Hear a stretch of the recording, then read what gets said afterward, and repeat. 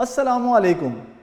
جس ملک کے فیصلہ ساز سیاستدان اور ان کی معاشی ماہرین ایک ایسا عوام دشمن فیصلہ کریں کہ جس کا کوئی جواز ہی موجود نہ ہو، وہاں ترقی، خوشحالی اور عوامی فلاح کے خواب دیکھنا دیوانگی کے سوا کچھ نہیں۔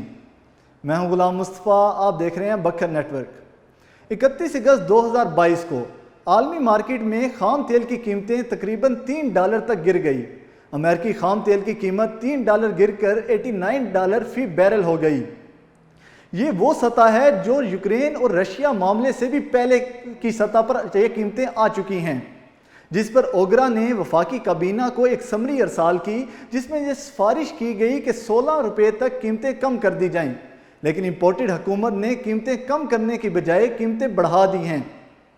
مملکت خداداد پاکستان کے عوام کے لیے بڑا دھچکا یہ نہیں کہ قیمتیں کم کرنے کی بجائے قیمتیں بڑھا دی گئی ہیں، بلکہ یہ جھوٹ بھی بولا گیا ہے کہ یہ قیمتیں IMF کے مطالبات پورے کرنے اور ملک کو ڈیفالٹ سے بچانے کے لیے بڑھائی گئی ہیں، بلکہ اصل حقیقت تو یہ ہے کہ یہ ملک میں موجود ان منافع خور عالمی تیل کی کمپنیوں کو نقصان سے بچانے کے لیے بڑھائی گئی ہیں۔ عوام کا خون چوسنے اور ان سیاستدانوں کے انتخابی اخراجات برداشت کرنے والی ان کمپنیوں نے صاف صاف بتا دیا تھا کہ ہم نے تیل 2 ماہ قبل اس وقت خریدا تھا جب ڈالر کی قیمت $240 تھی، اور ابھی تیل سٹاک میں موجود ہے اور ڈالر $217 کا ہو چکا ہے، اور اگر حکومت نے تیل کی قیمتیں نہ بڑھائی تو ہمیں شدید نقصان کا سامنا کرنا پڑے گا۔